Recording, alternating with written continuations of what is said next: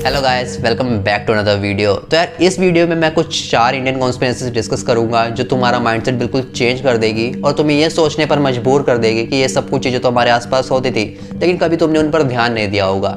इस वीडियो को देखने के बाद तुम वो गलतियां नहीं करोगे जो तुम पास्ट में करते आए हो, क्योंकि इस वीडियो में हम कुछ ऐसे सीक्रेट वेज डिस्कस करेंगे जिससे हमारी गवर्नमेंट हमारी पॉपुलेशन को कंट्रोल कर रही है और कैसे पेटीएम जैसी बड़ी कंपनीज और बड़े बड़े शॉपिंग मॉल्स हमारे साथ स्कैम करते आए हैं और ऐसे बड़ी बड़ी पॉलिटिकल पार्टीज ने अपने प्रमोशन के लिए काफी पॉलिटिकल स्टंट्स भी करे थे। और लास्ट में हम कुछ ऐसी इंडियन एडवर्टाइजमेंट को डिस्कस करेंगे जो तुम्हारे सबकॉन्शियस माइंड को टारगेट कर रही थी। तो वीडियो को स्टार्ट करने से पहले मैं तुम्हें पहले क्लियर कर दूं, इस वीडियो में जितनी बातें मैं बोलूंगा वो सारी थ्योरीज है, उनमें से कोई भी बात फैक्ट नहीं है। तो बिना किसी देरी के बढ़ते हैं सबसे पहली कॉन्स्पिरेसी थ्योरी पर।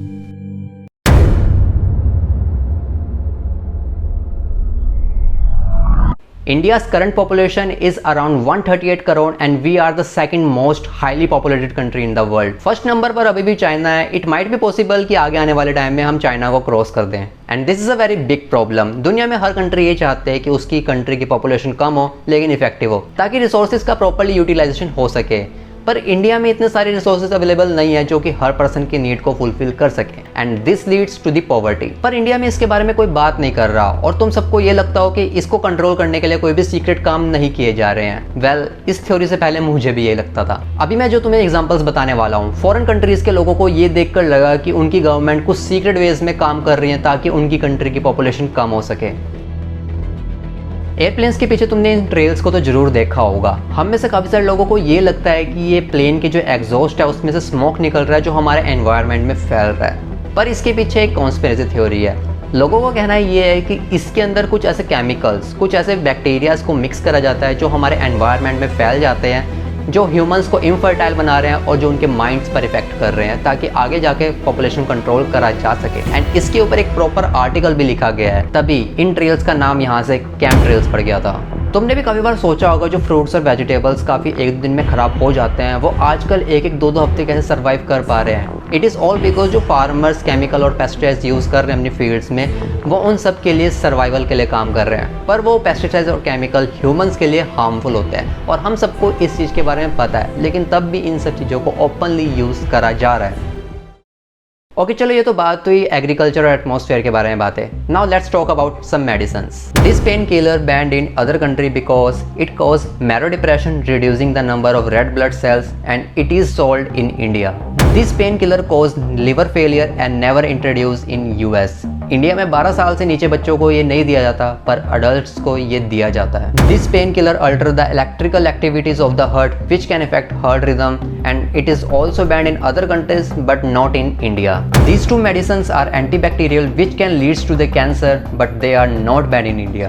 फॉरेन्स में डॉक्टर से प्रॉपर प्रिस्क्रिप्शन लिया जाता है कोई भी मेडिसिन लेने से पहले, पर इंडिया में ये सब कुछ ओपनली सोल्ड किए जा रहे हैं। आप नॉर्मली किसी भी केमिस्ट की शॉप पर जाकर इन सब मेडिसिन को परचेज कर सकते हो and it might be possible ये सब मेडिसिन तुम्हारे घर पर भी पड़े हो और तुम इन्हें यूज भी करते हो। इंडिया में रोज ड्रग ओवरडोज से 2 लोगों की जान जाती है और ये सब वो केसेस है जो रिपोर्ट भी होते हैं। काफी सारे केसेस तो ऐसे भी होते हैं जो आज तक कभी रिपोर्ट भी नहीं हुए होंगे। लोगों ने काफी बार गवर्नमेंट से रिक्वेस्ट भी करी है कि इसके अगेंस्ट एक रूल निकाला जाए but our government did nothing. उन्होंने इसके रिगार्डिंग कोई भी रूल और रेगुलेशन नहीं निकाल रखा है। India's most selling car Maruti Suzuki Alto 800 they are banned in other countries because जो सेफ्टी मेजर्स एक कार को फॉलो करने पड़ते हैं वो ये कार फॉलो नहीं करती। इंडिया में ऑलमोस्ट 80% कार्स ऐसी होती हैं जो सेफ्टी मेजर्स में फेल हो जाती है but they are sold openly in India. बाहरली कंट्रीज में वो सारी कार्स फेल हैं। इनमें ओनली मारुति सुजुकी ऑल्टो 800 ही नहीं, Nano, WagonR, Santro, Swift, Kwid और भी बहुत सारी ऐसी कार्स है जो सेफ्टी मेजर्स को फॉलो नहीं करती पर फिर भी ओपनली इंडिया में ये सेल किए जा रही हैं और कस्टमर्स की लाइफ को डेंजर में डाला जा रहा है। Red Bull are also banned in other countries because it cause depression and heart problems. Kinder Joy the most selling and popular products among the children, they are banned in other countries. अगर तुम US airport पर जाते हो और तुम्हारे पास Kinder Joy होता है तो तुम्हारे ऊपर $2,500 की पेनल्टी लगती है because it is a choking hazard. ये बच्चों के लिए सेफ नहीं है but they are sold in India. Lifebuoy soap, बाहरी कंट्रीज में इस सोप को एनिमल सोप की तरह यूज़ करा जाता है। इट इज़ बिकॉज इसकी जो टेक्सचर है वो ह्यूमन स्किन्स के लिए गुड नहीं है but this soap is openly used in India. Without any restrictions. Openly इन सब चीज़ों को एडवर्टाइजमेंट के थ्रू प्रमोट करा जा रहा है और इंडिया में सेल किया जा रहा है, और हमारी गवर्नमेंट इसके रिगार्डिंग कुछ भी स्टेप्स नहीं उठा रही। अगर ये सब चीज़ें ह्यूमंस के लिए हार्मफुल है तो आखिरकार क्यों इन्हें रोका क्यों नहीं जा रहा? हो सकता है कि ये सब चीज़ों के बारे में जो मैंने बात करी है ये सिर्फ एक ऊपर की चीज़ें हैं, और भी काफ़ी सारे ऐसे हिडन वेज और ऐसे तरीके हो सकते हैं कि जिससे हमारी गवर्नमेंट पॉपुलेशन कंट्रोल कर रही हो और हमें इसके बारे में कोई आइडिया भी नहीं है।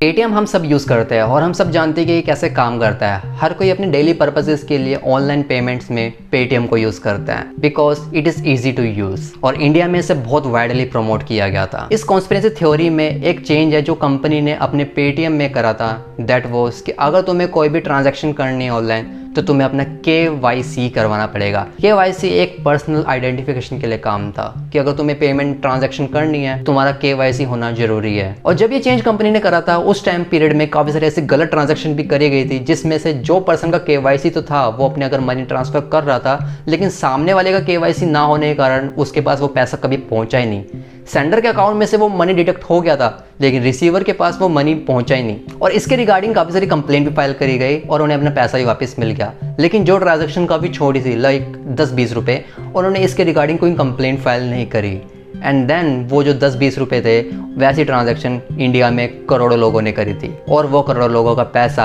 आज तक कभी क्लेम बैक नहीं हुआ, और वो सारा पैसा कहीं ना कहीं वहाँ के पेटीएम एम्प्लॉयज़ के पास गया और वहाँ के ऑनर्स के पास गया। अब तुम सोच सकते हो कि ऐसे उस टाइम पीरियड में पेटीएम ने कितना पैसा कमाया होगा। हो सकता है कि वो तुम्हारे 10-20 रुपये आज किसी के पॉकेट में बैठे हो। तुम लोग शॉपिंग करने तो शॉपिंग मॉल्स में गए होंगे और तुमने वहाँ के प्राइस टैग्स में भी एक चीज़ नोटिस करी होगी। वहाँ के जितने भी प्राइस टैग्स होते हैं वो या तो 99 होते हैं, या तो 1999 या 99 या फिर 299 ऐसे होते हैं। आखिर वो क्लियर 100 रुपीज़ क्यों नहीं लिख देते, या फिर 2000 रुपीज़ क्यों नहीं लिखते, या 3000 रुपीज़ क्यों नहीं लिख देते? आखिर वो 1 रुपये कम क्यों लिखते हैं प्राइस टैग? हो सकता है कि तुमने भी ये सारे क्वेश्चन सोचे हो और मैं भी सोचता था। इस कॉन्स्पिरेसी के बाद मेरे को ये फंडा भी क्लियर हो गया। अब इसके पीछे 2 रीजंस हैं। सबसे पहला रीजन ये है to increase the sales of product. आमतौर पे ऐसा क्यों करा जाता है कि जब हम कुछ ऐसा प्राइसिंग देखते हैं किसी प्रोडक्ट की तो हमें लगता है कि जो प्राइस है वो एक्चुअल प्राइस से थोड़ा कम है। जो चीज़ 2999 की होती है हम उसे समझते हैं 2900 की, या फिर जो चीज़ 1999 की होती है उसे समझते हैं 1900 की, जबकि उसका एक्चुअल प्राइस 2000 और 3000 होता है। हम उसे हमेशा 100 रुपीज़ कम ही समझते हैं और हम ये समझ लेते हैं कि हाँ ये शायद हमारे बजट में है। अगर तुम्हारा बजट 1000 रुपये का है और तुम प्राइसिंग देखते हो 999 की, तो तुम्हें लगता है कि हाँ हो सकता है कि ये जो प्रोडक्ट है ये तुम्हारे बजट में है क्योंकि ये 900 रुपये का है। हम 99 को एक नेगलेक्ट कर देते हैं और उसे हम परचेज कर लेते हैं। वेल ये तो बात हुई एक साइकोलॉजी बिहेवियर की, ताकि जो कंपनीज अपने प्रोडक्ट की सेल्स को इंक्रीज़ करती है। पर इसकी एक दूसरी साइड भी है। दूसरी साइड में कंपनीज अपना ब्लैक मनी भी कलेक्ट करती है। बट क्वेश्चन ये आता है कि इसके थ्रू कंपनीज अपना ब्लैक मनी कैसे कलेक्ट कर रही है। सपोज करो तुमने 1999 का कोई प्रोडक्ट परचेज करा है और तुम उसकी बिलिंग के लिए कैश काउंटर पर जा रहे हो। वहाँ पर तुम कैशियर को 2000 रुपीज़ का नोट देते हो, पर कैशियर जो है वो तुमसे 2000 रुपीज़ का नोट रखने के बाद तुम्हें प्रोडक्ट दे देता है, पर तुम्हें 1 रुपये चेंज नहीं देता। और तुम पीयर प्रेशर में आने के बाद तुम भी 1 रुपये चेंज नहीं मांगते क्योंकि तुम्हें लगता है कि तो ये थोड़ा अजीब लगेगा कि इतने बड़े शोरूम में आने के बाद मैं 1 रुपये चेंज भी मांग रहा हूँ। तुम भी 1 रुपये बिना चेंज मांगे वहाँ से चले जाते हो।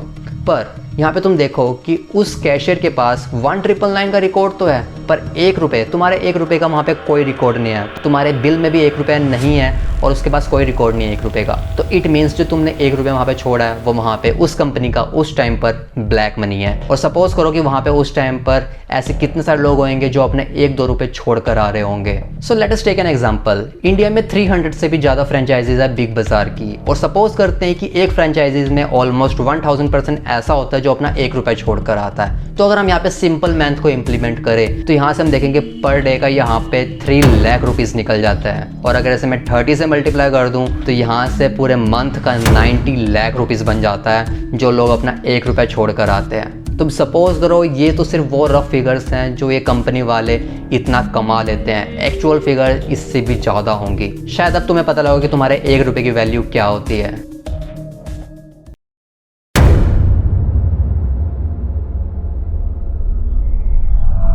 तुम सब ने अक्षय कुमार और मोदी जी का इंटरव्यू तो जरूर देखा ही होगा। इस इंटरव्यू का पर्पस ये था कि मोदी जी को एक पर्सनली जाना जाए पॉलिटिक्स से हटकर। और जो कॉन्स्पिरेसी थ्योरी है वो ये है कि इस इंटरव्यू का पर्पस ये था बीजेपी पार्टी को प्रमोट करना, वो भी इनडायरेक्टली। तुम ये सोच रहे हो कि ये सब कुछ कैसे। जब भी तुम अक्षय कुमार नाम सुनते होगे तो तुम्हारे माइंड में उनकी सारी पुरानी मूवीज स्ट्राइक करते होंगी जो सारी ऑलमोस्ट पैट्रियोटिक बेस्ड होती है, जो कहीं ना कहीं वो एक देशभक्ति वाली भावनाओं को प्रमोट करते हैं। और कहीं ना कहीं हमारे माइंड में भी उनकी एक पैट्रियोटिक इमेज बनी हुई है और इनकी इसी पैट्रियोटिक इमेज का यूज़ प्रोडक्ट्स की सेल्स में भी करा जाता है ताकि ऑडियंस का ज़्यादा अटेंशन ग्रैब हो वहाँ। घर से दूर रहकर जो आप हमारे घरों की हिफाजत करते हैं उसके लिए मैं आप लोगों को सैल्यूट करता हूँ। Thank you sir. और अब राजीव भाटिया आप लोगों के लिए खाना बनाएगा। आइए, फॉर्च्यून ऑयल, घर का खाना होता है। अब तुम सोच रहे हो कि इन सब चीज़ों का इस इंटरव्यू से क्या लेना देना। जब हमने अक्षय कुमार का मोदी जी के साथ इंटरव्यू लेते हुए देखा तो कहीं ना कहीं हमारे माइंड में वो सारी बीजेपी के काम रिकॉल हुए जो बीजेपी ने देश के लिए किए है। Means surgical strike, air strike, ये सारी चीज़ें कहीं ना कहीं हमें एक फ्लैशबैक में ले गए और हमें बताया, एक ट्रिगर करा कि हाँ ये सब काम भी बीजेपी पार्टी ने करे हैं। क्योंकि अक्षय कुमार की वहाँ पे एक पैट्रियोटिक इमेज बन रखी है, वो कहीं ना कहीं एक आर्मी पर्सनैलिटी को भी दिखाते हैं। तो वो सारी चीज़ें हमें ट्रिगर हुई। और ये सब काम कब किए गए, ये इंटरव्यू कब रिलीज़ किया गया, ठीक इलेक्शन से कुछ महीने पहले। तो इलेक्शंस में इसका एडवांटेजेस लिया जा सके, लोगों को एक दोबारा रिकॉल दिया जा सके कि बीजेपी पार्टी के अंडर ये सब कुछ काम किए गए और इसका एडवांटेज इलेक्शंस में लिया जा सके। अब पॉइंट भी ये उठता है कि इस इंटरव्यू में किसी भी आर्टिस्ट को हायर किया जा सकता था, कोई भी न्यूज़ एंकर आ सकता था, पर अक्षय कुमार ही क्यों। अब इसका आंसर मैंने तुम्हें अच्छे से एक्सप्लेन कर दिया है। तुम समझ ही गए होगे कि अक्षय कुमार इस इंटरव्यू में क्यों थे। और ऐसा ही सेम पॉलिटिकल स्टंट तब खेला गया था जब दो बड़ी मूवीज रिलीज हुई थी। पहली Uri the surgical strike and second was accidental prime minister. ये दो मूवीज दो बड़ी पॉलिटिकल पार्टीज को रिप्रेजेंट करी थी। उरी बीजेपी पार्टी को रिप्रेजेंट कर रही थी और the accidental prime minister Congress को रिप्रेजेंट कर रही थी। और एक बहुत इंपॉर्टेंट बात, इन दो मूवीज को इलेक्शन से ठीक 1-2 महीने पहले रिलीज करा गया। जब एक्सीडेंटल प्राइम मिनिस्टर का ट्रेलर यूट्यूब पर आया था तो वहाँ पे ऑडियंस का काफ़ी अटेंशन गया। ऑडियंस काफ़ी सारे देख रही थी उस ट्रेलर को और वो जो ट्रेलर है वो ट्रेंडिंग पेज में आ गया था, जो कि बीजेपी पार्टी को बिल्कुल भी पसंद नहीं आया। तो उस टाइम बीजेपी पार्टी ने यूट्यूब को कमांड दिया कि इस ट्रेलर को शैडो बैन कर दिया जाए। एंड देन उस ट्रेलर को ट्रेंडिंग पेज से हटा दिया गया और जो लोग इस ट्रेलर को इस सर्च बार में सर्च कर रहे थे उन्हें ये ट्रेलर दिख ही नहीं रहा था।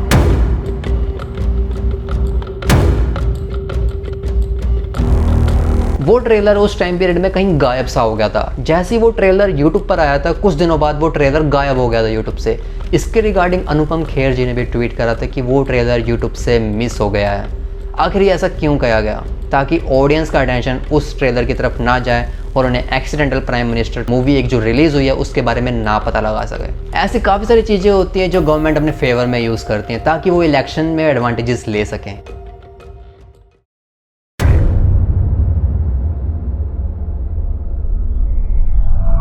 इंडियन एडवर्टाइजमेंट काफ़ी आगे बढ़ चुकी है। वो अपने प्रोडक्ट की सेल्स को इंक्रीज करने के लिए कोई भी लिमिट क्रॉस कर सकती है। अब तुम सोच रहे हो कि मैं ऐसा क्यों बोल रहा हूँ। इस कॉन्स्पिरेसी थ्योरी जानने के बाद तुम्हें अपने इस क्वेश्चन का आंसर मिल जाएगा। नॉर्मली कई बार सबलिमिनल मैसेजेस को यूज़ करते हुए देखा गया है एडवर्टाइजमेंट में। जिन लोगों को नहीं पता है कि ये सबलिमिनल मैसेजेस क्या होते हैं, तो मैं इजी वे में समझाता हूँ। ये वो मैसेजेस होते हैं जो हमारे सबकॉन्शियस माइंड को ट्रिगर करते हैं, ना चाहते हुए भी हमारा ध्यान वहाँ अट्रैक्ट करते हैं। मीन्स इनडायरेक्टली हम किसी चीज़ को देख रहे हैं लेकिन हम नहीं जानते कि वो चीज़ क्या है। अब इसका एग्जाम्पल मैं तुम्हें देना चाहूँगा एक KFC ऐड के थ्रू।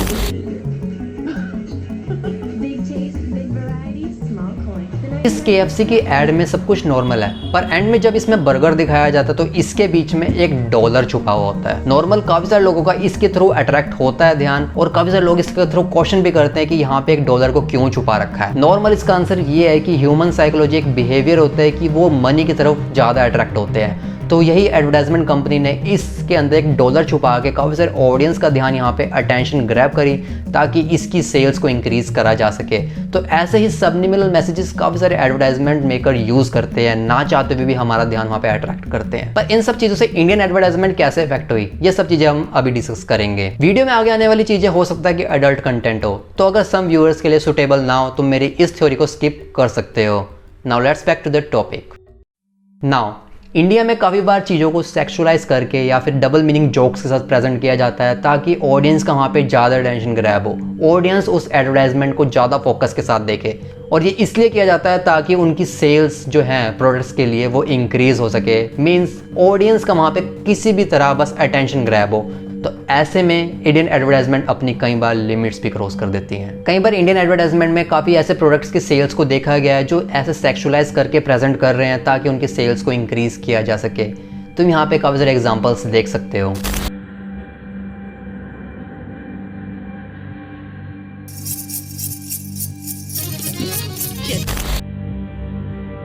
क्योंकि सब्र का फल मीठा होता है, मीठे रसीले आमों से।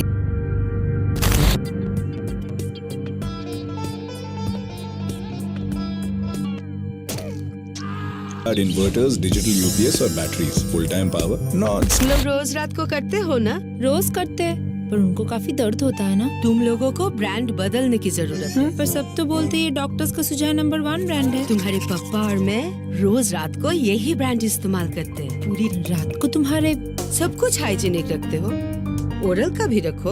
ओरल भी? अब से सिर्फ एक्वाबाइट।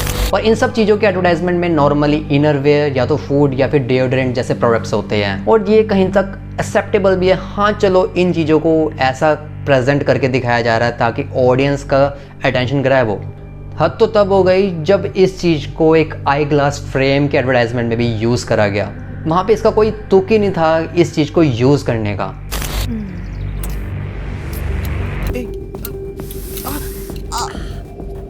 मीन्स इस चीज़ का यहाँ पे कोई मीनिंग नहीं है इस चीज़ को सेक्सुअलाइज करके प्रेजेंट करने का। ये एक नॉर्मल एडवर्टाइजमेंट है जिसे तुम अलग तरीके से भी दिखा सकते हो। और कई बार इसी सेम चीज़ को काफ़ी बड़ी बड़ी कंपनीज भी यूज़ करती है ताकि वो ज़्यादातर कस्टमर को ग्रैब कर सके और ऑडियंस का अटेंशन अपनी एडवर्टाइजमेंट के थ्रू ले सके। और ऐसे जिस कंपनी की एड मैं तुम्हें दिखाने वाला हूँ, इस कंपनी को हम सब जानते हैं और इस एडवर्टाइजमेंट को हम सब लोगों ने देखा है। सो जो चीज़ मैं तुम्हें बताऊंगा या फिर जो चीज़ मैं भी तुम्हें समझाऊंगा, हो सकता है कि तुम में से काफ़ी सारे लोग मेरी बात को समझें, हो सकता है कि तुम में से काफ़ी सारे लोग वो भी हों जो मेरी बात को समझे ना और ये बोले कि ये तो मैं बेमतलब की बातें मार रहा हूँ, कि इसका कोई तुक नहीं बनता। पर एक बार मेरी बात को पूरा सुनना और मेरे पॉइंट ऑफ व्यू से सोचने की कोशिश करना। हो सकता है कि तुम भी वो सोचो जो मैं अभी इस टाइम सोच रहा हूँ और तुम्हें ज़्यादा ईजीली समझ आए। So the company is Coca Cola. इस एडवर्टाइजमेंट में सिद्धार्थ मल्होत्रा, स्टार्टिंग में सिद्धार्थ एक शॉप में जाते हैं, वो वहाँ के ऑनर से कोका कोला मांगते हैं और वो उन्हें ऑफर कर देती है। एंड देन वो उस कोका कोला को फ्रिज से निकाल कर पीने लग जाते हैं। एंड जैसे ही वो उसकी बिलिंग के लिए जाते हैं, वो बताते हैं कि वो वहाँ के लकी कस्टमर हैं, उन्हें एक कोका कोला फ्री में मिलती है जो कि उन्हें उसी शॉप में खड़े होकर पीनी पड़ेगी। एंड देन एडवर्टाइजमेंट खत्म हो जाती है। पर ये इतनी सिंपल ऐड नहीं है जैसा तुम्हें लग रहा है। स्टार्टिंग में जब सिद्धार्थ उस शॉप में जाते हैं तो उन्हें काफ़ी पसीना आया होता है, जो कि दिखता है कि हाँ वो काफ़ी थके हुए हैं, कुछ वर्कआउट करके आए हुए हैं। एंड देन वो उस लड़की से कोका कोला मांगते हैं एंड वो लड़की उन्हें बोल देती है कि उस साइड वाले फ्रिज से जाके ले लें। एंड जैसे ही सिद्धार्थ फ्रिज में जाता है, कोका कोला निकालता है, वो लड़की उन्हें सीसीटीवी में स्टॉक करने लग जाती है और उन्हें कोका कोला पीते हुए देखती है।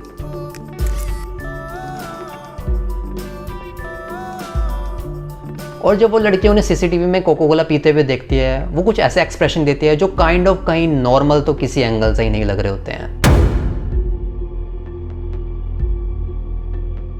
जो ये देखकर लगता है कि हाँ वो लड़की उन्हें कोका कोला पीते देख कुछ टर्न ऑन हो रही है और वो कुछ स्वेलो कर रही है। तुम ये सोच के देखो कि उस टाइम जब डायरेक्टर उस चीज़ को फिल्म कर रहा होगा तो उसने बोला होगा उस लड़की को कि तू ऐसे एक्सप्रेशन निकाल और तेरे को कुछ स्वेलो करना है। तुम ये सोच के देखो कि डायरेक्टर ने उसे कमांड दी होगी, बिना मतलब कि उस एक्टर ने ऐसे कोई एक्सप्रेशन नहीं निकाले होंगे, उसने ऐसा कुछ नहीं किया होगा। एंड कैमरा एंगल चेंज होता है, सिद्धार्थ उस बोतल को लेते हैं और टेबल पे रख देते हैं, बिल्कुल अपने क्रोच के सामने, ना लेफ्ट ना राइट, बिल्कुल अपने बॉडी के मिडल वे में। और दोबारा कैमरा एंगल चेंज होता है और वो बोतल अभी भी उनके क्रोच के सामने रखी हुई होती है। एंड देन वो लड़की बोलते हैं कि आप हमारे लकी कस्टमर हो, आपको दोबारा एक दूसरी कोका कोला ऑफर करी जाती है और उस कैमरा एंगल में वो जो बोतल है वो ऑटोमेटिकली साइड हो जाती है। ऑटोमेटिकली पता नहीं कैसे, पर वो बोतल साइड हो जाती है। एंड देन वो लड़की जैसे ही उस बोतल को टेबल पर रखती है, वो बिल्कुल उनके क्रोच के सामने रखती है और आपको मिलती है एक कोका कोला फ्री।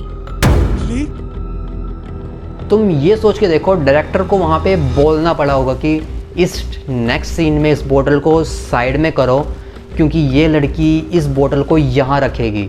वो उस बोतल को कहीं पे भी रख सकती थी, लेफ्ट में भी रख सकती थी, राइट में भी रख सकती थी। फिल्म मेकिंग में एक कॉन्सेप्ट होता है सिमेट्रिक मेंटेन करना। हो सकता है कि इस चीज़ को सिमेट्रिक मेंटेन करा जा सके, पर इतनी डिटेल्स को मेंटेन करा जाए कि इस बोतल को थोड़ा साइड में रखा जाए ताकि वो लड़की उसके क्रॉच के सामने उस बोतल को रख सके। तुम एक बार खुद सोच के देखो कि ये सब कुछ काम कैसे करा गया होगा। और उसके बाद वो लड़की कुछ ऐसा एक्सप्रेशन देती है, and this is the sign of surrender. उसके बाद कंपनी की टैगलाइन आती है, टेस्ट द फीलिंग। जितनी ही जल्दी ये टीवी पर ऐड आई थी, उतनी ही जल्दी ये टीवी से ऐड चली भी गई थी। अब हो सकता है कि तुम में से काफ़ी सारे लोग बोल रहे हो कि भाई हो सकता है ये गलती से ना चाहते हुए भी ऐसे शूट हो गई हो, तुम ऐसे सोच रहे हो, या फिर इसका कोई मतलब नहीं बनता। अभी मैं जो तुम्हें चीज़ बताने वाला हूँ उससे तुम्हारे रोंगटे खड़े होने वाले हैं। इस एडवर्टाइजमेंट को कोको कोला कंपनी ने अलग अलग कंट्रीज़ के लिए भी शूट करा ताकि कोको कोला की सेल को इंक्रीज करा जा सके। यही सेम कॉन्सेप्ट के साथ जैसे ही इस एडवर्टाइजमेंट को अलग अलग कंट्रीज़ के लिए शूट करा गया, इन्हीं सेम सबनिमल मैसेजेस के साथ उन सारी एड्स को शूट करा गया। मैं गलत नहीं बोल रहा, तुम अपने आप देख सकते हो। Coca-Cola, please.